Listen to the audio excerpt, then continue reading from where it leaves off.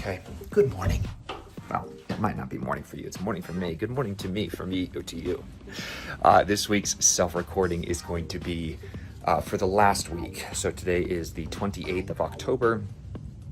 So yeah, let's just get started, see how this goes. So the first thing is I was carrying Graham and I had my journal in at the same time and I ended up dropping it and it broke the spine from the cover and this whole thing. So I had to gaff tape it on both ends, but now that thing is not moving.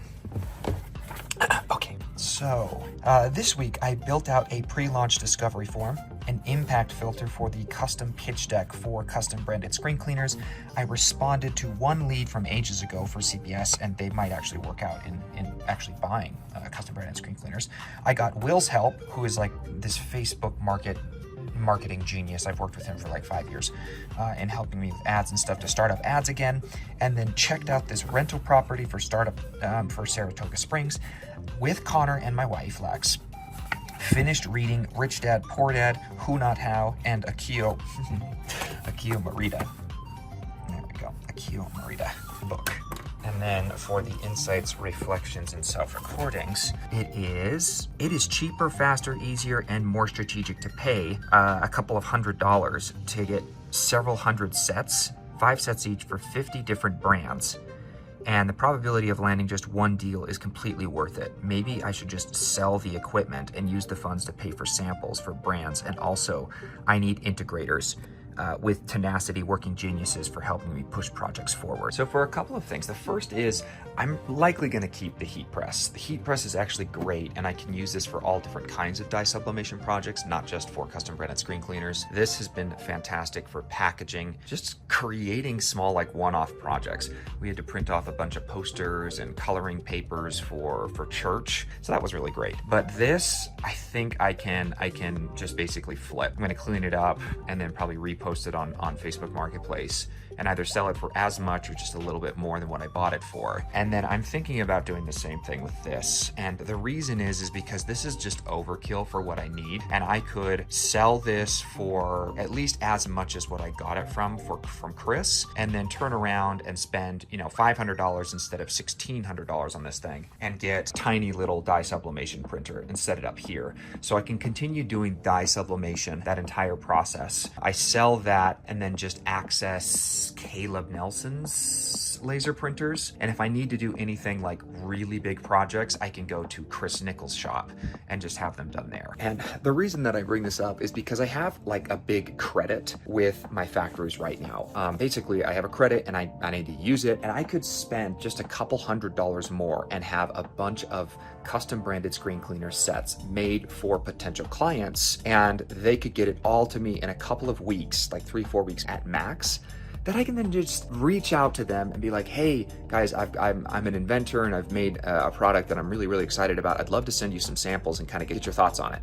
And then send them the custom made samples and then go from there. And I feel like that demo, I could really make something special. And instead of focusing and spending so much time just on trying to figure out this process of production and this sequence where really time is the essence, I need to get these now, and trying to perfect this process, although important, is actually preventing me from doing something far more effective, which is actually just having the custom samples in hand to send out to brands. Because just yesterday, I got all of the samples for Black Mesa from that YouTube post that I made. I need your help, but you'll get free stuff. So these are a couple of the brands that did the custom branded screen cleaners. They donated $250 or $500 to get themselves these like personal sets. So he wanted this specific design. Just wanted to make sure. There we go, there's another one. And I got them and I'm like, man, these are so clean, so pretty. And it took them 3 weeks to get these done. And I'm thinking like, man, if I could just get like, 10, 20, 30 brands and I make out all of the sets, I do all of the design work, I put it all together. 2-3 weeks from now, I could have all of these that I could send out as personal samples and then go from there. They ended up doing all of the tie-dyes as well. And I'm like, man, these are freaking perfect. Look at them all. Just in time for the holiday Christmas gift show. Here are the glacier sheets and pinners that are happening. That's happening next week. Pinners is next week. Holiday Christmas gift show is the following week. And then, I had them do plush puffs as well. And just looks so great. Okay, check this out. So I have puns all over my office space. Maybe I'll get to all of them one day. But this one, I found this little Jesus, right? Which is actually like a little light. Let me see if I can do it. There it is. There you can see the light. And I found this while helping a buddy of mine clean out his entire warehouse space.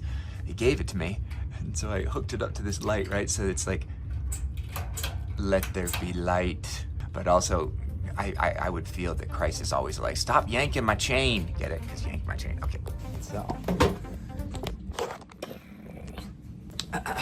Okay, so I built out this thing called a pre-launch discovery form. A couple of weeks ago, I got on the phone call with a good friend of mine named Taylor Gibbons. He invested in this kid who has this new product that he's invented. They're calling it the Puffer Tent. It's a really, really cool concept. In fact, I'll include a couple of photos right here in it. But we got talking about the product, and he was like, what should I do? Want to go, the crowdfunding route? Does he want to just go straight to VC? Are you going to fund this whole project for him yourself? And we kind of like got talking about it. And as I talked and discussed the idea of Taylor helping him out, I kind of realized that, like, man, if they decide to go the crowdfunding route, and that crowd could be a group of VCs, it could be family and friends, or it could be like in the conventional sense, crowdfunding like through Kickstarter, Indiegogo, or Backer. And I thought, there's probably a lot of questions that investors, family and friends, but also like you should know if you're wanting to take this to crowdfunding. And so I'm gonna build out a form for you. And this form is gonna be really long, really thorough and detailed, but it's gonna ask you every single question that I can think of in helping you flesh out this idea, knowing lead times, unit costs, how many factories do you have? Do you have multiple backup factories? Where's the supply and demand? What is the monetizable pain? Have you tested out this pain? Are there people that are willing to pay for this product and the solutions that it provides to the problems within this market? Is it demonstrable? Is it democratic? Is it disruptive? Does it have a monetizable pain that you have proven and validated with the market? So all of these different questions, right? So I built out this entire form. When I built out this form, I sent it to him and I thought, dude, fill this form out and then you and I can jump on like a 15-minute, hour-long call and do it so that we can then discuss all of your answers and I can help poke holes in your logic. I can say, you seem kind of vague, not definitive with your answers to this question and this question. I'd really suggest that you nail this down here and here before moving forward. Or if they have answered every single question perfectly, it helps me to go like, okay, dude, what is it you really want? Like, do you want to build a community around this product or this idea or this inventor? And if so, then I would strongly suggest going the Kickstarter route, right? I'd go the crowdfunding route because it's built around early adopters who are looking to both connect with the brand or the inventor themselves, but do so through the product and create this like community around it. If that's not what he wants to do, and what he wants to do instead is just like collect a potential royalty check and get on to tinkering and more inventing and stuff, my suggestion is not crowdfunding at all. It's creating like a really perfect, beautiful pitch deck that I can then send off, or I can intro you to other companies that have product lines and product mixes within the same market that might be interested in just like gobbling up this idea of yours and then just sending you a check. It might be a blend of both, where there might be a Kickstarter company already that is established, but it's in the outdoor gear market. They've been looking for a new product, and this might be perfect for them to test it out with their community and launch it, and then you and your inventor friend, you guys could get the royalty, but then this brand that's through Kickstarter now has a new product and so forth. So it's really like create this pre-launch discovery form to help me understand where you're at, to help you understand where you're at and what information you're lacking, and then really help us to know what's the best route moving forward, right? So that's the first thing. Okay, I built out an impact filter for the custom pitch deck for custom branded screen cleaners. I have this idea that if I were a brand and I had some random person reach out to me about providing their product or service, one is like, I dismiss anything that it doesn't seem super personalized. So if I'm getting like an automated email, I can detect very quickly if I was like, you've sent this to 10,000 other brands, or you just tweaked a couple of words in a couple of different sentences but this is really just a script, and then you put my name in it, right? But then there are these occasional brands or occasional people that reach out to me, and it's like they personally wrote this email to me, right? And the ones that really impress me are those that write the personal email, and then they've done their due diligence on me and my company and what I'm about, and then they've crafted their entire offering around who I am. So I thought, man, if I could do that same thing, I think it could be really, really good, but for custom branded screen cleaners. So my thought was this: what if I found a brand, and we're gonna use a simple brand, like there's a construction brand called Rimrock here in Utah. They're a really big commercial construction company. What if I wrote an email, right? But then I made them custom samples with Rimrock. It's on their branding, their screen cleaners, and all that stuff. Then I created them a digital pitch deck, and the pitch deck is Rimrock, and it's about the screen cleaners. It talks about what the product is, what's in it for them, what's the benefit, like how does this benefit them at all, and then have the entire thing be like customized to them. So it's their Rimrock screen cleaner on laptops, and it's their Rimrock screen cleaners being washed, rinsed, air dried, and reused. Their Rimrock screen cleaners found in all of like the case studies and the examples, the lifestyle images, like the whole thing is on brand. The pitch deck has their coloring, it has their logos and their typeface and their font and all that stuff. And I'm like, man, that would be over the top, and no one else is going to that extreme in order to land other people's businesses. If I can build out this pitch deck, which I would love to have an impact filter, find a who can build out this pitch deck for me that I can then customize and swap out through scripts and automations, but make it super personalized. And then I have the custom samples, and then I reach out to them with a custom email and a video of me, and I'm like, hey, look, I'm this inventor.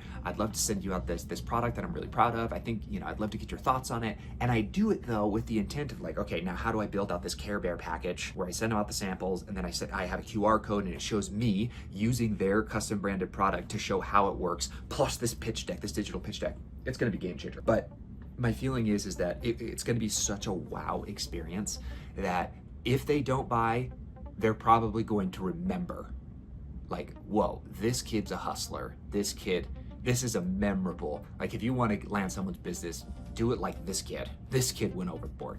So I got that impact filter built out. I have not reached out to anyone on Upwork yet or Fiverr. And it's really just been because this last week's been really, really busy. Okay. Okay, started up ads again. The other thing is probably this deal. So in one of my daily doses of Decker, I talked about how I got so frustrated basically being hit with taxes from 2024 and how they're off, but I don't have the time nor the energy nor the money to be able to work with my accountant and my bookkeeper in order to get my books fixed. It's likely going to take actually more money to fix them than it is, so I just kind of have to accept it. I have to bite the bullet and move forward with this. I've been talking with my neighbor across the street. He's a real estate investor, and he has really unique strategies for basically deferring taxes through specific policies within the area. So I got talking to him about this problem, and I've been wanting to work with him for a couple of years now, but it really wasn't until I got hit with taxes for 2024 that I was like, all right, I'm done. I'm finished. I'm going to move forward with this. And so he and I found a potential property that we might move forward with. It's in Saratoga Springs. And I bring this all up because there was something really, really interesting. I have met with him and probably talked with him about this specific, really, really clever process he goes about finding the right kind of properties and then doing a cost segregation study based on the property. Everything needs to check out on an accounting standpoint, and then running that cost segregation study through an accelerated depreciation policy with Trump that basically allows him to condense all of the depreciation on finishings, the workings of the house, and the actual house itself to the first year that eliminate income taxes and rolls over basically until you've used all of the income tax credit. I've probably spent like 4 or 5 hours, talking with him, going back and forth, how to find these properties, how to build out an offering, that kind of. And we found the Saratoga Springs property. We drive out there, we see it, and there's a couple of issues with it. One is it's about 4 or 5 miles from the highway, and then the highway is like 10 minutes from the freeway, right? So it's kind of far out there, and we found other rental properties within that area that haven't been rented out for about a month. Now, our reasoning is because the listings aren't great, and I don't think they're really trying hard, and that kind of stuff. But I don't want to base that just on my is the reason, instead of it maybe it's because it's really hard to rent out in this area. And so they gave us a specific down payment that we needed, and then it would be like $3,000 a month or around there for the mortgage for the next couple of months. And so in this seller financing deal, I was thinking about this, and we go to the property, we check it all out, everything kind of checks out except for this, like, how difficult is it going to be to fill this with tenants? And that kind of sat in my mind.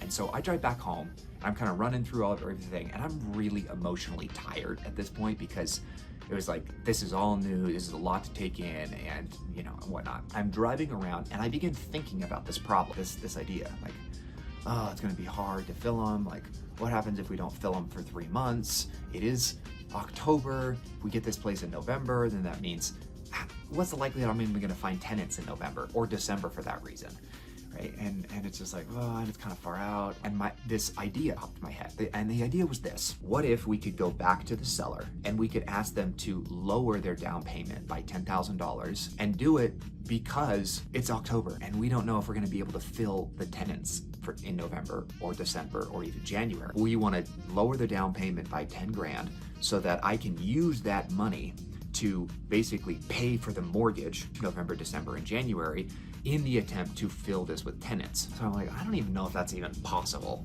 Like, I don't know. I don't know this industry. I don't know how to do this kind of stuff, but like, that sounds like an interesting idea. So I send the idea off to Connor, and Connor's like, oh, dude, that's a great idea. Like, let me ask the people. So he asks them, and minutes later, they come back with, yeah, they're totally cool with it. It's now $10,000 less for a down payment.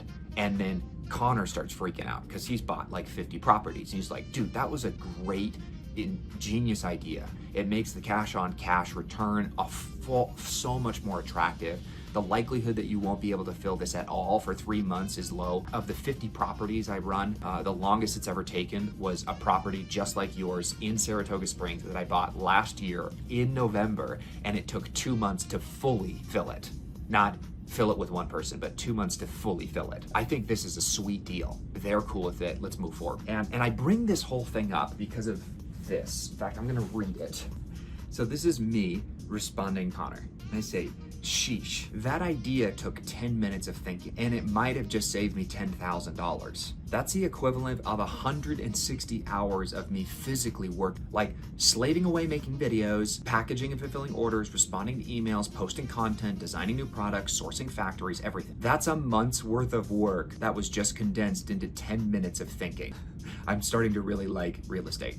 And it just goes to show that I think that there are two things that are interesting. One is when it seems that when I am faced with what seems to me like an insurmountable obstacle, and instead of just getting angry with it and then being like, of course it's like this, I have to deal with this, but I like let it sit with me and it just simmers. Just like feeling the stress, I'm feeling the overwhelm, feeling the doubt, right? And instead of just like suppressing it and then sublimating that towards working harder, it's more of like sitting with it and just sitting like, wow, I'm feeling really anxious right now. Wow, I'm feeling very doubtful right now. Oh wow, this is kind of a mix of anger and hopelessness.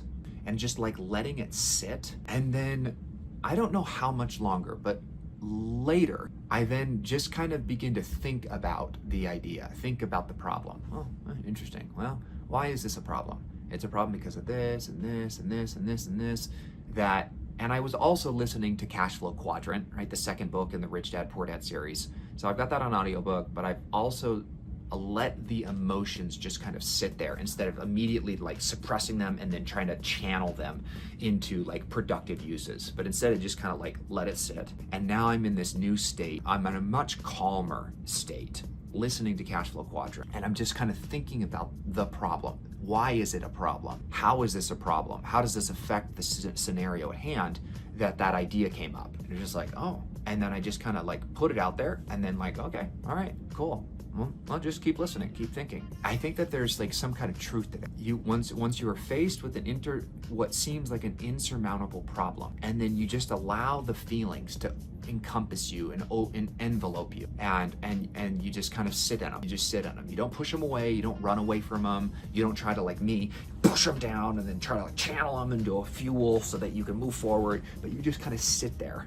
And then later in that state, you just allow yourself to feel the way that you want to feel. And then later in a calmer state, getting into like a flow state, and then just kind of like tinkering with the idea in your mind, tinkering with the problem in your mind, that it might lead to great insights or even ideas, solutions to those problems. So much though that you might be able to condense 160 hours worth of work into 10 minutes. And that's where I'm gonna leave it. Visibly hasn't felt like very productive because it's not me doing all of the work. And that's kind of a weird thing for me. It's almost like I equate productivity to being able to visibly see the results from having done the work personally. And how something like I came up with an idea while driving to the post office and then throwing that idea over to Connor, and then Connor negotiating and working his magic with the seller, and then doing all that stuff, like that was probably the most productive use of my time in years. And yet it feels like, why does that feel weird? Because I didn't physically do the work. And that might be something that I might have to work on. I'm cool with the results, but rewiring my brain to be like, you know what? It's far more impactful, exciting, and helpful for others to be able to just focus on the results and then be okay with other people doing the how, even though I enjoy doing the how. Finding the who's to do the hows. Who's are people that want to do that kind of work, that enjoy doing that kind of work. And so you're helping them feel fulfilled and energized by doing work they enjoy doing, they want to do, and they feel like they're contributing to a greater whole. And me focusing on how this is empowering other people to do more of what they love doing while helping me to get the results that I want. And that this feeling of like, this is guilt, like, oh, I don't want to put this kind of work on other people, I'll just do it myself, is really small-minded thinking, preventing you from doing and collaborating on much bigger, greater, grander, and more impactful projects that will require you need to fix that kind of thinking and change it into something like, I have a problem. Who can help me solve this problem? Who can help me achieve this? Okay, what is it that I love doing? I love doing videos. I love doing videos, documenting my journey, and then sharing what I have come to learn. And I think that's also in the process of innovating and inventing. And this whole sticking video has been about, hey, this is what happened. This is what I learned. Maybe this can help you too. And if I could just do that, that would be great. But it also means that, like, okay, does editing a video help me do that? Yes. Do I need to do that thing in order for me to continue doing more of what I love doing? No, it doesn't. I am not a perfectionist. I mean, look at this, I don't care. I'm not a perfectionist. I mean, I'm disorganized and all that stuff. I am not a perfectionist when it comes to how to do it, because there's likely 100 ways more effective and efficient to do something than the way that I have done. And I recognize that. I'm okay with that. And see it as, when I have a problem or I'm doing anything, ask it, is this something that can be delegated? If so, who is the person that you could delegate this to? That this work would be inspiring, it would challenge them, fulfill them, and help them feel like they're contributing to a greater whole. And then constantly be thinking, like, what's in it for them? How can I make this the best thing that they've ever done in their life? How can I compensate them and help them and empower them and inspire them to want to do this work and enjoy doing this work and love doing this work? And if my mind can be focused on those two things, who can help me achieve this? And then what's in it for them? And how do I make this 100 times better as an offer for them? I think that'll really help me to step outside of this finite small thinking and instead put it towards greater, more impactful projects. So yeah, this week has been really, really great. Okay, so, and the last thing is that you can always document more to then providing the future the opportunity to repurpose and reinterpret it later. So what I'm talking about is this. So I have my cousin Nathan coming down today, and he's supposed to be coming down today. And he's gonna be spending like a week or two with me. And I just got this text to him from at 1:16 a.m. in the morning. So crazy, we're still in Vegas. The van broke down at the gas station. I'm working on it for hours, finally figured out how to fix it. I'm gonna try tomorrow. Left the van at an overnight truck stop. Right now, I'm sleeping at my last companion's parents' house. So when he was serving a mission, he had a companion, and basically he's now at that companion's parents' house. Many small miracles happen today. So tomorrow arrival is probably not going to happen, but I'll update you, towards the noon. So this was my response to him. Well, geez, oh man, quite the day. Thanks for the update. Get some sleep and call me when you get up. Only suggestion with this is this. Do as the prophets did and document all of it now, so someone in the future can repurpose and reinterpret it later. Lehi wrote likely hundreds of pages that later Mormons summarized into the Book of Mormon. That later Joseph Smith Joseph Smith translated. That shortly thereafter Martin Harris lost. So the 116 lost pages from the Book of Mormon translation were entrusted by Joseph Smith to Martin Harris in 1826. Harris, who was acting as a scribe and supporter of Joseph Smith at the time, persuaded Joseph to let them take the translated manuscript, known as the Book of Lehi, to show to his skeptical wife and some family members in Palmyra, New York. Joseph initially refused, but after multiple requests and seeking permission through prayer, he eventually allowed Harris to borrow the pages on the condition that he will show them only to a few specified individuals. Not long after, Martin Harris had lost the manuscript. The exact circumstance remain unclear. It's believed they either were lost or stolen or misplaced, right? But the event led to a major setback in the translation process and prompted a revelation, warning Joseph not to retranslate the same material since it could have been altered to discredit him. What the aftermath was that Joseph Smith temporarily lost his ability to translate. The small plates of Nephi replaced the lost content. Okay, so the Book of Mormon, Lehi probably wrote hundreds of pages that Mormon then summarized into the Book of Mormon, that later Joseph Smith translated, that later Martin Harris lost. That afterwards, God used Nephi's small plates to replace the Book of Lehi, which was the first big section of the first Nephi in the Book of Mormon. Even Nephi says it. I have no idea why I'm rewriting everything and documenting everything in my own words, even though my dad has already written this stuff. I'm not even the prophet yet. He is. But whatever. I'll do as God commanded because his ways are higher than mine, or wiser than mine. And then fast forward 2,500 years, and it's only Nephi's documentation that was summarized by Mormon. That was then translated by Joseph to be repurposed for us as the replacement for his own dad's writings. Anyway, the internal principle that often goes overlooked by everyone is journaling. You can always document more now to provide the opportunity for others to repurpose and reinterpret later.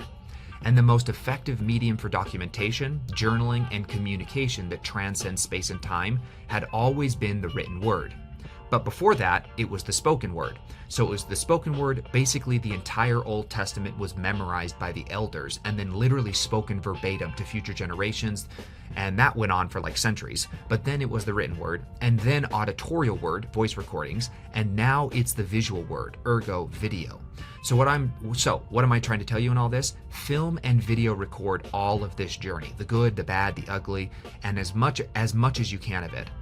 So here's the recap of what's going on. Do a selfie video and articulate every detail until you're all caught up to the current moment. And then just begin filming stuff. Okay, so we're at my companion's house. Say hi, guys. Okay, we're now driving back to the car to grab the car, and I feel kind of pissed because I feel like the Lord has let me down. And be like real and authentic and document all of it. Then, as this amazing quote says, editing is an act of service to humanity. My way of saying that is editing and publishing is an act of godliness to the future. I can teach you how to quickly edit everything in post and put it together so that you're documenting and publishing these ongoing journeys and self-recordings that will evolve into their own way and begin to impact you in how you film, how you speak, how you teach, how you communicate, how you perceive the world. It'll strengthen your testimony, provide you evidence of God's work, God's hand in your life, that people can watch right now on the other side of the planet, or could watch the same video 10 years from now and be moved by the Spirit through it. Just as the writings of prophets from thousands of years ago still influence, inspire, and impact us today, i.e., it transcends literal physical space by its accessibility through the internet to someone's phone or computer, and transcends time by having it posted now to potentially positively influence someone later, possibly years or decades later. And over a long consistency of documenting, editing, and publishing these journeys and self-recordings, there might be one video, one journey, one self-recording, one testimony that you post that literally alters the trajectory of someone's life. plops them on the straight and narrow path where they tightly grip the iron rod and lead all of their future posterity to the tree of life. Okay, I'm done off my swag. I'm done projecting. Okay, so just film and video and document as much of this as you can so we can edit and post it for others to give the future the opportunity to repurpose and reinterpret it later. And I bring all of this up because this is a challenge or an invite that I try to give everyone. Everyone should be documenting more. Everyone should be filming themselves more. Everyone should be journaling more. The technology and the innovations that we have in our day have never, ever, ever been available to any of our ancestors. And I feel like it's a moral imperative for people to document themselves, to document the problems and the struggles they're going through the highs, the lows, the good, the bad, the ugly, and document it all. And then equip yourself with simple skills on how to edit, put them all together, and then post them so that other people might be able to benefit, reinterpret it later. There's something to be said about like a culture is literally built on the documentation of the elders, documentation of the ancestors, of the forefathers, and it's instilling principles and ordinances and order into a society that kind of keeps it afloat and allows it to kind of expand and evolve over time. But it's first built on that foundation, and that foundation is not only just rules and ordinances, principles, and like, you know, the Constitution or the Declaration of Independence. It's also all of the stories. It's all the documentation and the archives that we have that give this character, that go, oh my gosh, the Declaration of Independence, the amendments that we have in the United States, they're important. But why they're important is because look at everything that these people didn't have, that they were seeking after, that they were stripped to have and enjoy in their life. And it was so bad that they left their countries, crossed a gigantic ocean with very limited technology so that they could do this themselves. They could have those rights and those responsibilities and then do it. But just to have this, just to have the commandments, the 10 commandments, the Constitution, the Declaration of Independence, all the governing documents and amendments that we have with our country that kind of acts as an infrastructure and a foundation, none of that really holds any weight unless it has the stories behind it. It infuses this with meaning and goes, whoa, this was really important to these people because these people didn't have it. And the way we know that is because they talked about it. They documented it. They told us about it. And I think that is a moral obligation that we have today. We should be documenting everything of our lives so that we can repurpose it and allow others to reinterpret it later. It might be able to provide them meaning, but you could go, man, diligence is important. Make sure that you're determined. Focus on your goals. And just leave it there. And then you're like, okay, great. But really what adds meaning and weight to that idea, to that principle, is going, oh, Carrie has thousands of hours of him pushing through hardship, having determination, having discipline, right? And getting through all of this mess. And this is what it led to. It led to all of these different things. Oh, this now makes a whole lot more sense. Why I should be determined, why I should be disciplined, why I should be focused, is because, man, this is what it can bring. This is what it can manifest and bless myself, my life, and those around me. So I'm gonna probably do this until the cows go home. You can always document more to provide the future the opportunity to repurpose and reinterpret it later. And I think everyone should be filming themselves, documenting themselves, doing self-recordings. It doesn't mean that you need to publish it on social media, but just so that you have it, that you can share that with your future posterity. You can share it with your children. You can share it with your spouse. You can share it with your siblings. You can share it. It doesn't matter who you share it with. It's the fact that you documented it and you have it so that it can be repurposed. It can be used to be reinterpreted and repurposed to benefit someone later on. And allow that Allow them that benefit. Allow them that blessing. And don't put off what you can do today. My feeling is the thing that you can do today is documenting it so that someone might be blessed for it later. Okay, that's it. And that's it for this self-recording.